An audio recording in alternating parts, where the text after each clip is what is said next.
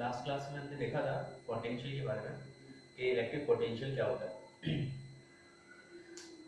कुछ क्वेश्चंस भी किए थे हमने। अब हम क्या है कि इलेक्ट्रिक पोटेंशियल है ना, उसका इलेक्ट्रिक फील्ड के साथ एक रिलेशन हो चुका है। हालांकि हम ऑलरेडी देख चुके हैं कि जो इलेक्ट्रिक पोटेंशियल होता है integration of E dot D R होता है, डी आर या डी एल या फिर डी एक्स, जो भी आप लेना चाहो। यहाँ पर हम बात करते हैं कि जो इलेक्ट्रिक पोटेंशियल था, हमने अलग अलग क्वेश्चंस के हिसाब से उसे सॉल्व किया। बात करते हैं इलेक्ट्रिक पोटेंशियल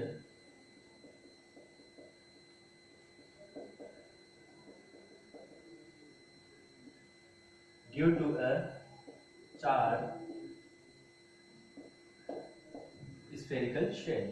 हम एक चार्ज स्फेरिकल शेल की वजह से बात करेंगे कि एक चार्ज स्फेरिकल शेल की वजह से इलेक्ट्रिक फील्ड कितना होता है। तो आपको एक चीज याद रखना है कि कभी भी जो हम इलेक्ट्रिक फील्ड फाइंड कर रहे हैं या इलेक्ट्रिक पोटेंशियल फाइंड कर रहे हैं, उसके लिए कोई भी स्फीयर होगा उसको हम एक पॉइंट चार्ज की तरह ट्रीट कर सकते हैं। तो अगर आप लोगों को याद हो कि इलेक्ट्रिक फील्ड की बात करें तो एक स्फीयर लिया, इसको अपने क्यू चार्ज दिया, इसके सेंटर से r डिस्टेंस पर, क्योंकि पी पॉइंट है, यहाँ आपने इलेक्ट्रिक फील्ड अगर फाइंड किया तो इलेक्ट्रिक फील्ड क्या होता था, kq अपॉन r स्क्वायर होता था, राइट। अगर मैं इसका इंटीग्रेशन करूं e डॉट dr करके तो मेरा क्या आ जाएगा, जो पोटेंशियल आएगा वो क्या रहेगा, kq बाय r। ये कौन सा केस है, वेल आउटसाइड की बात कर रहे हैं, r is greater than capital R, जहां कैपिटल R क्या है, इसका रेडियस। दूसरा केस लेते हैं, एट सरफेस पर जो होगा r इक्वल्स टू r, ये क्या रहेगा,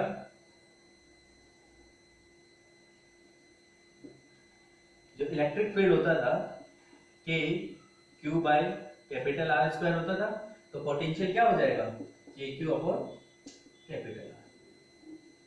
ये हो गया सरफेस पर। हम बात करें इनसाइड,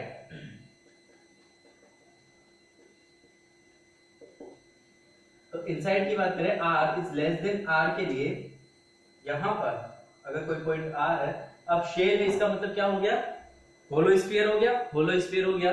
तो इस केस में जो इलेक्ट्रिक फील्ड होता था वो क्या रहता था आपका, हमेशा जीरो होता था, ठीक है।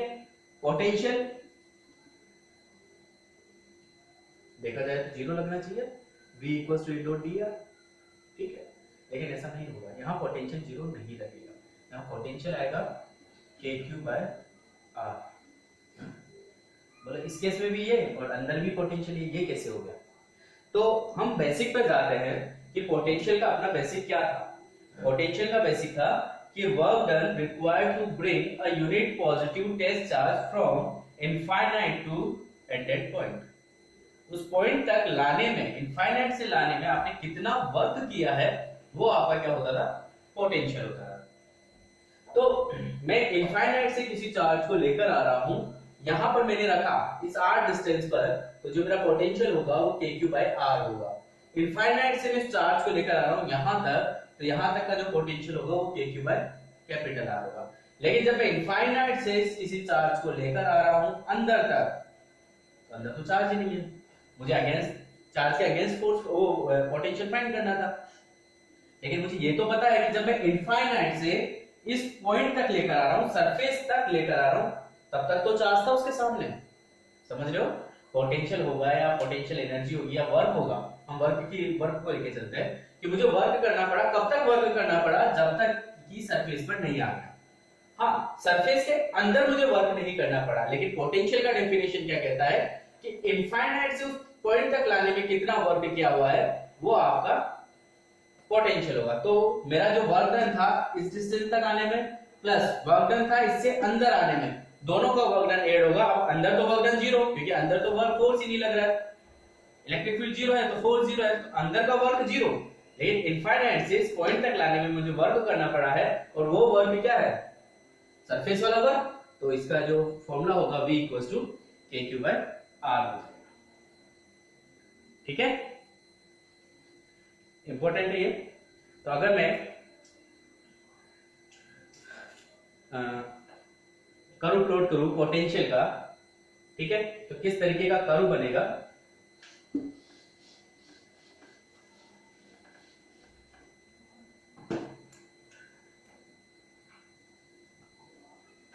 पोटेंशियल और डिस्टेंस के बीच में कर्व बनेगा।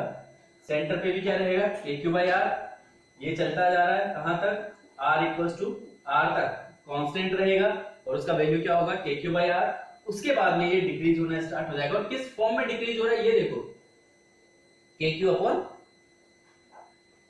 आर, मतलब 1 अपॉन आर के प्रोपोर्शनल होगा आपका पोटेंशियल।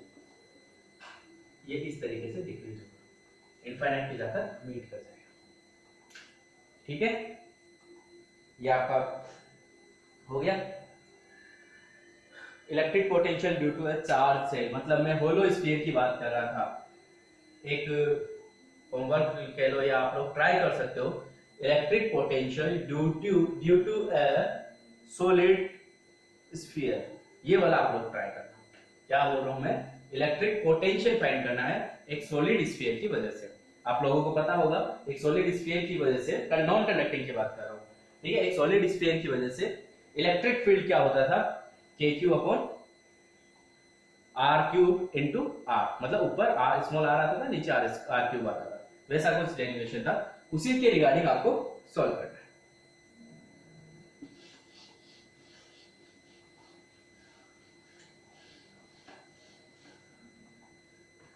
इसके बाद अपने पास एक टर्म आती है इक्विपोटेंशियल सरफेस।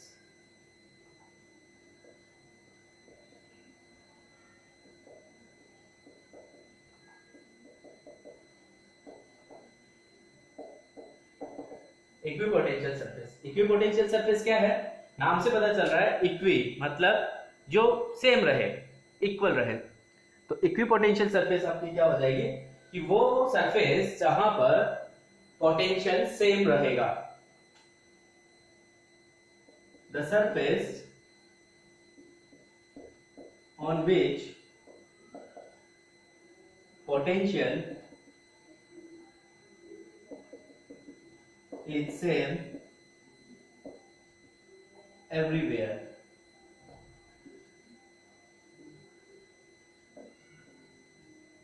जहां पर आपका पोटेंशियल क्या होगा, सेम रहेगा। मतलब क्या है इसका कि मान लो मैं एक पॉइंट चार्ज लेता हूं, मैंने पॉजिटिव चार्ज ले लिया, पॉजिटिव चार्ज की वजह से इलेक्ट्रिक फील्ड बाहर की तरफ रहेगा इस डायरेक्शन में, ठीक है, ये इलेक्ट्रिक फील्ड हो गया। मतलब अगर मैंने एक पॉइंट चार्ज लिया तो अगर इसको इसकी जो लाइंस निकलेगी वो कैसे निकलेगी, रेडियली आउटवर्ड। अब मैं इक्वल डिस्टेंस पर इलेक्ट्रिक फील्ड निकालता हूं, ये सेम। तो मुझे पता चल रहा है कि ये जो इक्वल डिस्टेंस पर मैंने इलेक्ट्रिक फील्ड निकाला, वो इलेक्ट्रिक फील्ड क्या है, सेम है। या फिर मैं ऐसा कहूं, इक्वल डिस्टेंस पर अगर मैंने पोटेंशियल का फॉर्मूला यूज करूं, पोटेंशियल जो कि मेरा के क्यू बाय आर होता है, चार्ज क्यू चार्ज यहां रखा हुआ था, पॉजिटिव चार्ज सेम है, के कांस्टेंट किस पे डिपेंड कर रहा है, आर। अगर मैं सेम डिस्टेंस की बात करूं, इक्वी डिस्टेंस की बात करूं, तो इक्वी डिस्टेंस पर जो पोटेंशियल होगा वो पोटेंशियल मेरा क्या रहेगा, सेम रहेगा। अगर मैं इक्वी डिस्टेंस पर जो पोटेंशियल है उन सारे पोटेंशियल को या इक्वी डिस्टेंस वाले पॉइंट्स को मिला देता हूं, तो जो सरफेस बनेगा, अगर मैं इन सारे पॉइंट्स को मिला दूं ना जहां पर पोटेंशियल सेम है, तो क्या बनेगा, एक स्फीयर बनेगा। 2D में सर्कल दिख रहा है, लेकिन 3D में क्या होगा, रेडियली आउटवर्ड होगी। तो अगर मैं उन सारे पॉइंट्स को मिला दूं तो क्या बनेगा, एक स्फीयर बनेगा। तो यहां पर जो पोटेंशियल होगी वो क्या रहेगा, इस पूरे के पूरे सरफेस पर सेम रहेगा। तो हम कह सकते हैं surface which contains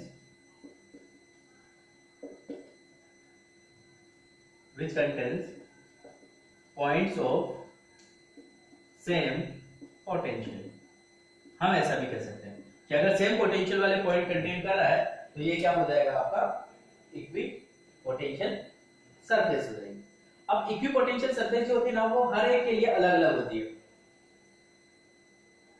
क्या मतलब है इस चीज का कि जैसे मैंने एक पॉइंट चार्ज लिया, तो 4 पॉइंट चार्ज, यही लिख देता हूं, 4 पॉइंट चार्ज जो इक्विपोटेंशियल सरफेस है, मैं ईपीएस से रिप्रेजेंट कर रहा हूं, इक्विपोटेंशियल सरफेस, ये क्या होगा, स्फेरिकल होगा। ठीक है, चाहे नेगेटिव ले लो, नेगेटिव में लाइंस क्या होगी, अंदर आएगी, अगर नेगेटिव में लाइंस अंदर आ रही है बनेगा तो स्फीयर।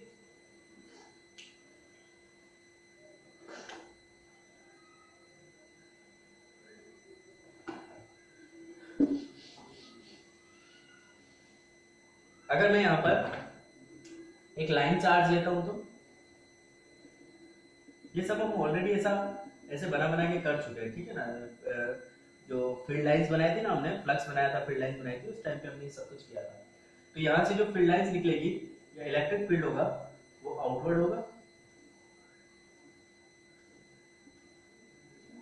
अगर मैं इनके इक्वल डिस्टेंस वाले पॉइंट्स को मिला देता हूं तो क्या हो जाएगा, एक सिलेंडर जैसा बन जाएगा। ठीक है, सिलेंडर क्या हो गया, रेडियली आउटवर्ड जाएगी, अगर सारे पॉइंट्स को मिला दूंगा तो एक सिलेंडर बन जाएगा। तो मैं ऐसा लिख सकता हूं, फॉर लाइन चार्ज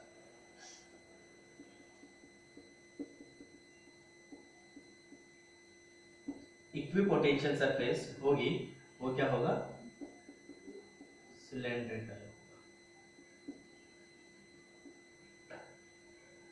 ठीक है,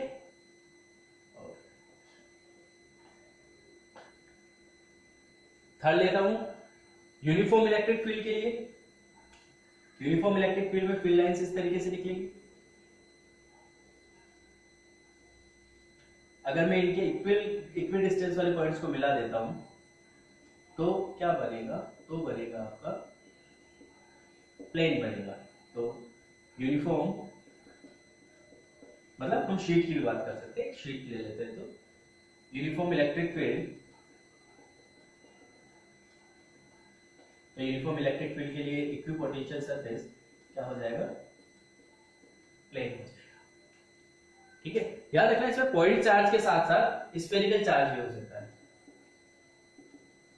ठीक है, मतलब एक स्फीयर है जिसके ऊपर चार्ज रखा हुआ है, तो वो हो सकता है। यहाँ पे लाइन चार्ज के साथ साथ सिलेंड्रिकल भी हो सकता है कि आपका जो चार्ज है वो सिलेंडर की फॉर्म में इक्वली डिस्ट्रीब्यूट किया हुआ है। ठीक है, और सरफेस की बात करें, एक डाइपोल की बात करते हैं। डाइपोल में क्या होता है, एक नेगेटिव और एक पॉजिटिव चार्ज होता है। ये डाइपोल हो गया अपना, पॉजिटिव से नेगेटिव की तरफ फील्ड लाइंस निकलती है। ठीक है, ये इस तरीके से जाएगा। तो अगर मैं इक्विपोटेंशियल सरफेस बनाऊंगा ना, तो यहाँ पर जो इक्विपोटेंशियल सरफेस बनेगा, जहां पर पोटेंशियल सेम हो, वो आपका बकी बॉल की तरह रहेगा। मतलब इस तरीके से ये एक इक्विपोटेंशियल सरफेस है। मैं नेक्स्ट पॉइंट पर जाऊंगा तो इक्विपोटेंशियल सरफेस अलग आ जाएगा। मतलब हर पॉइंट पर इक्विपोटेंशियल सरफेस अलग अलग रहेगा, लेकिन जिन पॉइंट्स पर पोटेंशियल सेम है वो पूरी की पूरी सरफेस आपकी सेम पोटेंशियल पर होगा, इक्विपोटेंशियल होगी।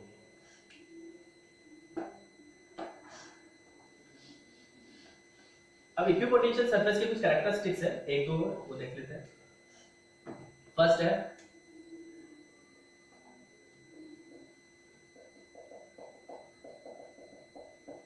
Equipotential surface. फर्स्ट क्या है, potential is same everywhere on it, first चीज। Second,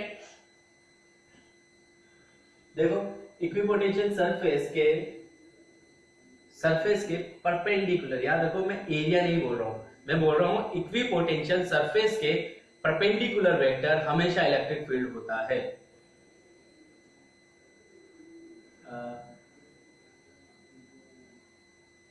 perpendicular vector to the equipotential surface gives electric field. मैंने सरफेस लिखा है, इलेक्ट्रिक पोटेंशियल सरफेस लिख रहा हूं मैं यहां पर, ठीक है ना, एरिया नहीं लिखा हूं। एरिया हमेशा सरफेस के परपेंडिकुलर होता है। तो मान लो इस तरीके से कोई इक्विपोटेंशियल सरफेस है, ठीक है, जहां पर आपका पोटेंशियल सेम है, तो यहाँ पर इसके परपेंडिकुलर अगर मैं कोई वेक्टर ड्रॉ करता हूं तो ये हमेशा मुझे क्या देगा, इलेक्ट्रिक फील्ड का डायरेक्शन देगा। ठीक है, यहाँ पर ये इलेक्ट्रिक फील्ड रहेगा इसके सरफेस के परपेंडिकुलर, ये सरफेस होगी, इसके परपेंडिकुलर आपको क्या मिलेगा, हमेशा इलेक्ट्रिक फील्ड का डायरेक्शन मिलेगा।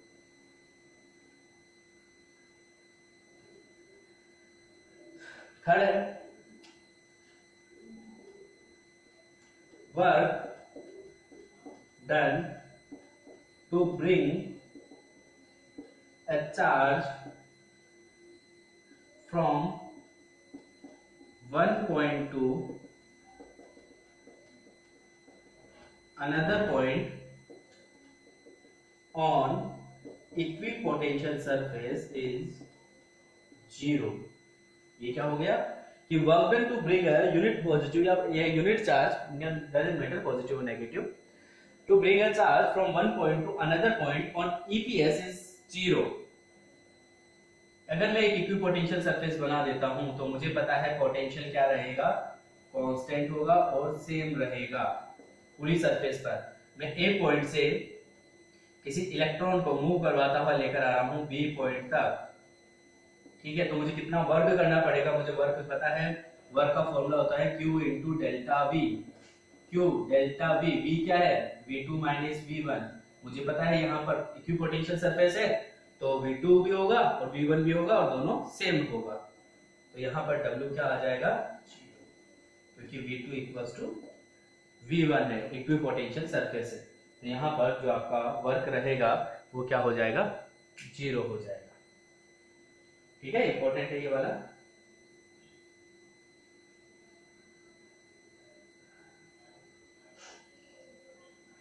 नेक्स्ट है, ये इक्विपोटेंशियल सरफेस हो गई। अब हम बात करते हैं relation between electric field and potential.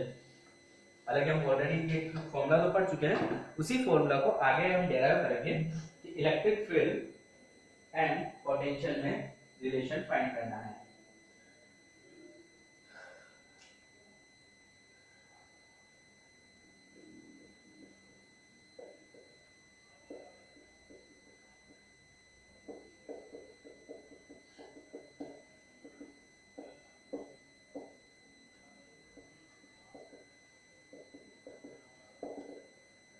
Relation between electric field and potential. तो देखो, इलेक्ट्रिक फील्ड और पोटेंशियल में जो रिलेशन है अपना किस तरीके का रहेगा, हमें पता है V इक्वल्स टू होता है integration of E into dx dr dl, कुछ भी लेना चाहो वो ले लेना। ठीक है, अब ये जो dr है ना, इसको मैं क्या लिख सकता हूं, अगर मैं इसको डिफरेंशिएशन करता हूं किसी पॉइंट के रेस्पेक्ट में, तो मैं ऐसा लिख दूं इसको del v upon del r equals to E, मतलब ये इंटीग्रेशन का पार्ट है, मुझे पता है इंटीग्रेशन डिफरेंशिएशन का अपोजिट होता है, तो मैंने इसका डिफरेंशिएशन करूंगा तो del v upon del r equals to E होगा। यार डेल v और डेल r क्यों यूज में ले रहा हूं मैं, क्योंकि यहाँ पर हम इसका हमेशा पार्शियल डिफरेंशिएशन करते हैं। पार्शियल डिफरेंशिएशन का मतलब हो गया कि हमेशा एक पॉइंट को, जैसे हमारे पास हमें पता है ना वेक्टर में क्या होता है, कोई भी r जो होगा वो क्या होगा, x i cap y j cap plus z k cap. जो r वेक्टर होगा, ये जो वाला जो r है, ये जो रहेगा ये हमेशा क्या रहेगा, x i y j इसमें रहेगा। तो अगर मुझे इलेक्ट्रिक फील्ड फाइंड करना है तो मेरा ये जो r होना चाहिए ये हमेशा इसके अलग होना चाहिए, e dr cos theta cos 0 होना चाहिए। लेकिन अगर ये इसके अलॉन्ग नहीं है, किसी एंगल पर है, तो फिर यहां पर मेरे पास x y z तीनों टर्म्स आ जाती है। तो हम इसको सीधा लिख देते हैं कि जब मैं इसके रेस्पेक्ट में करूंगा तो जो मेरा E होगा वो क्या होगा, E x i cap E y j cap E z k cap. Electric field का फॉर्मूला यही होता है आपका। मुझे Ex निकालना है, Ex क्या रहेगा, तो देखो जब मैं पार्शियल डिफरेंशिएशन करूंगा इसको x y z के रेस्पेक्ट में, तो यहां पर मेरा क्या रहेगा, डेल v, इसको डेराइव करते हैं, चलो एक बार डेराइव करते हैं। v इक्वल्स टू, मैं इसको लिख देता हूं E इंटू d, r को मैं क्या लिख सकता हूं, x i cap y j cap plus z k cap d x i cap ऐसा एक्स वाई जेड की फॉर्म में अगर हम लिखना चाहें तो हम ऐसा लिख सकते हैं dx plus dy plus dz। मैं इसका डिफरेंशिएशन करूँ ना, dr अगर इसको लिखना चाहूँ तो मैं क्या लिख सकता हूँ, dx i cap dy j cap dz k cap, partial differentiation कर दिया, साथ में i j इन k भी लिख देते हैं। ठीक है, अब अगर मुझे सिर्फ ex चाहिए, इफ e इज ex, ठीक है, तो ये क्या हो जाएगा, ये सिर्फ और सिर्फ इससे मल्टीप्लाई होगा, इन दोनों से तो मल्टीप्लाई होगा नहीं, क्योंकि इन दोनों के बीच का एंगल क्या हो गया, ये है x डायरेक्शन में, ये है y डायरेक्शन में, 90 डिग्री cos 90 जीरो, तो ये तो जीरो हो जाएगा बाकी के साथ, सिर्फ ये वाला बचेगा, तो ये क्या हो जाएगा, e equals to integration of ex dx। और अगर मैं इसका डिफरेंशिएशन करूं तो ex क्या हो जाएगा, del v upon del x, minus sign चल रहा था, माइनस साइन लगा, ये आपका ex हो गया। सेम अगर मैं ey निकालूं, ey क्या हो जाएगा, minus del v upon del y, and ez जो होगा del v upon del z।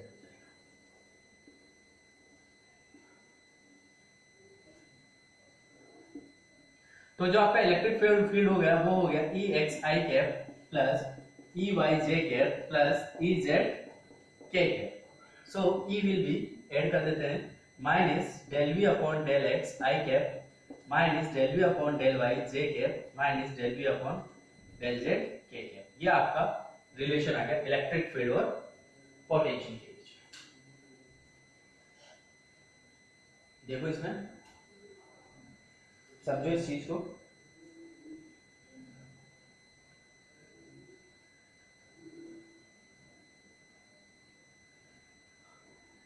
ठीक है। यहां पर अपने जो टर्म आ रही है ना, del V upon del X, del V upon del Y, या हम जनरल इसको लिख देते हैं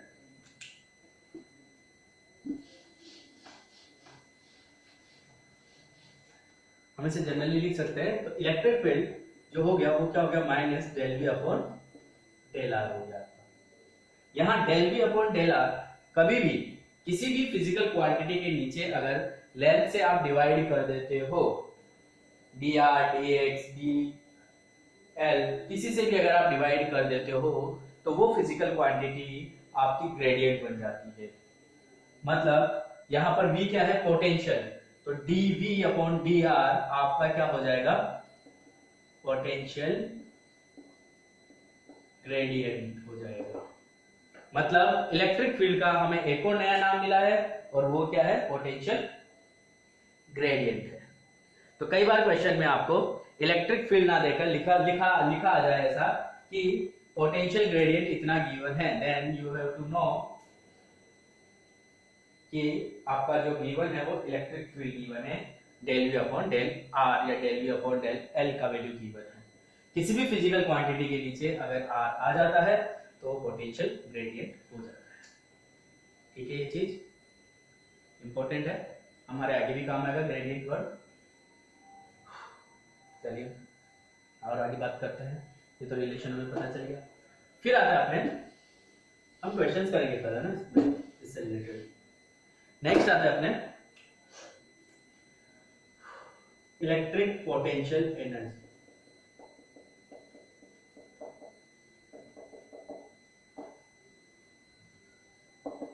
electric potential energy, electric potential energy और इलेक्ट्रिक वर्क डन सेम है। ये क्या एक्चुअल में ये कि क्यू चार्ज यहां रखा हुआ है, मुझे प्लस क्यू चार्ज को इनफाइनाइट से लेकर आना है और इनफाइनाइट से लेकर आते हुए मैं प्लस क्यू को यहां पर इससे r डिस्टेंस पर ले आता हूं। तो क्या होगा, मैंने इसको बांध दिया, ठीक है, क्या होगा, जैसे मैंने इसे रिमूव किया, ये जो मैंने हिंच किया हुआ था छोड़ा, तो ये क्या होगा, उधर भाग जाएगा, नहीं अपोजिट जाएगा, पॉजिटिव पॉजिटिव है तो रेपेल होगा, रेपेल होगा तो अपोजिट में चला जाएगा।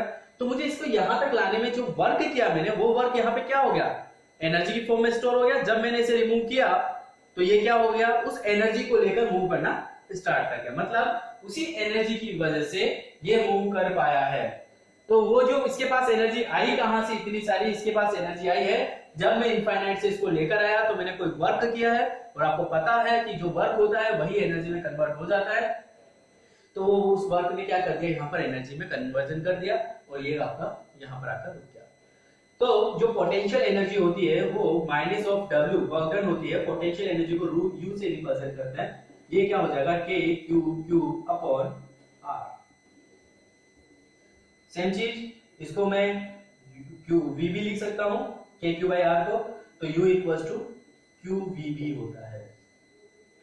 ठीक है, हमने W equal to Q V भी लिखा था और U equal to Q V भी लिखा है। माइनस साइन इसलिए लगाया है क्योंकि हम वर्क कर रहे थे, इसलिए हमने नेगेटिव लगाया है। तो एनर्जी क्या हो गई, कभी भी दो चार्ज अगर आपको पास पास दिखेंगे तो वहां पर क्या रहेगा, आपका पोटेंशियल एनर्जी होगी कि वो चार्ज दोनों मिलकर कोई ना कोई एनर्जी का फॉर्मेशन कर रहे हैं। ठीक है, अब इसके हम एग्जांपल ले लेते हैं, क्वेश्चंस करते हैं एक दो छोटे छोटे। देखो यहां पर तीन चार्ज रखे हुए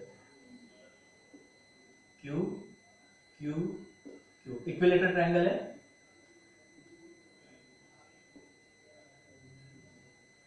ठीक है, और आपसे पूछ लिया जाता है कि यहां पर कितना पोटेंशियल एनर्जी होगा। अब पोटेंशियल एनर्जी क्यों होगा इस सिस्टम में, find electric potential energy of system. देखो सिस्टम वर्ड यूज में ले रहा है, तो जितने चार्ज है, जितने चार्ज दूसरे चार्ज के साथ कंबाइन होकर एक पोटेंशियल एनर्जी का फॉर्मेशन कर रहे हैं, तो वो आपको यहां पर लिखना है। तो देखो मैं इसको 1 2 3 नाम दे देता हूं। जो पोटेंशियल एनर्जी होगा टोटल, वो किस किस वजह से होगा, फर्स्ट एंड सेकंड चार्ज की वजह से, ओके, सेकंड और थर्ड चार्ज की वजह से, okay, third and first charge की वजह से, ओके, और फर्स्ट और थर्ड और फर्स्ट एक ही बात। ठीक है ना, मैं U13 लिखूं या 31 लिखूं, एक ही, क्योंकि दो चार्ज के एक साथ होने से पोटेंशियल एनर्जी मिलती है।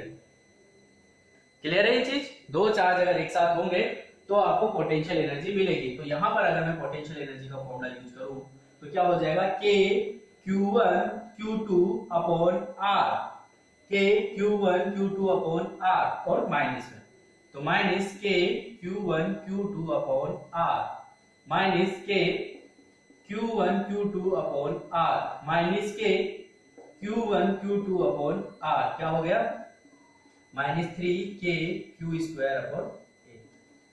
ये आपका फॉर्मूला हो गया। ठीक है, अगर आप ऐसा नहीं करना चाहो, हम अलग अलग की बात भी कर सकते हैं, 1 2 3, ठीक है, तो हम अलग अलग भी लिख सकते हैं, तो थोड़ा आपको ऐसा समझ में भी ज्यादा आएगा कि हम कौन कौन से चार्ज की बात कर रहे हैं। फर्स्ट क्वेश्चन है इसलिए, तो देखो U equals to minus K Q1 Q2 upon R A, minus K Q2 Q3 upon R, minus Q3 Q1 upon R। तो U इक्वल्स टू क्या हो गया, minus K upon A, Q1 Q2 Q2 Q3 Q3 Q। ये आपका potential energy का formula हो गया system का। ठीक है, सेम क्वेश्चन में अगर आपसे सिस्टम ना बोला होता और आपसे कहा होता कि find potential energy of Q2 charge, तो आपको सिर्फ और सिर्फ क्या करना है, Q2 Q3 और Q2 Q1, सिर्फ ये दो चार्ज लेने हैं। आपको Q1 और Q3 से मतलब नहीं है, मतलब जहां पर 2 आएगा हमें सिर्फ वो चार्ज के साथ कैलकुलेशन करनी है, बाकी हमें कोई चार्ज के साथ कोई कैलकुलेशन नहीं करनी है। एक क्वेश्चन कर लेते हैं लास्ट।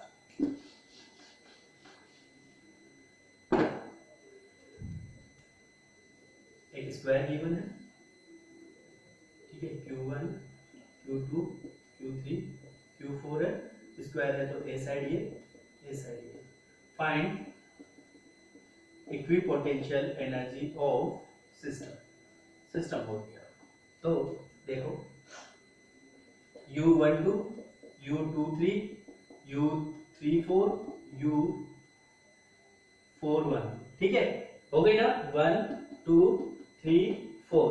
अब इसके साथ भी पोटेंशियल एनर्जी होगी और इनके साथ भी पोटेंशियल एनर्जी होगी। ये भी किसी न किसी डिस्टेंस पर है, सामने तो है ना, मैंने क्या बताया, कोई भी चार्ज हो अगर आमने सामने रखा हुआ होगा तो पोटेंशियल एनर्जी जनरेट होगी। तो यहां पर अगर Q1 Q2 Q3 है तो Q1 और Q3 भी आमने सामने रखे हुए हैं, तो potential energy Q1 Q3, potential energy Q2 Q4 इनकी वजह से भी रहेगा। हाँ, ये जो डिस्टेंस है वो अलग हो जाएगी, मतलब माइनस के Q1 Q2 अपॉन ए, माइनस के Q2 Q3 अपॉन ए, माइनस के Q3 Q4 अपॉन ए, माइनस के Q4 Q1 अपॉन ए, माइनस मैं 1 3 ले रहा हूं के Q1 Q3 upon root 2a, ये डिस्टेंस माइनस के Q2 Q4 अपॉन √2 है, ये आपका टोटल एनर्जी होगा। और आपको इसी तरीके से जब भी आपको दो चार्ज दिखाई दे तो आपको उन दोनों के बीच में पोटेंशियल एनर्जी कंसीडर करनी है। चाहे एक चार्ज 10 चार्ज के सामने रखा हुआ होगा तो उसका 10 चार्ज के साथ पोटेंशियल एनर्जी बनेगा। ठीक है, बाकी नेक्स्ट टाइम पे करेंगे। इससे रिलेटेड क्वेश्चन जहां भी दिखे सॉल्व कर लो। कोई डाउट आता है देन पूछो। बाय बेटा।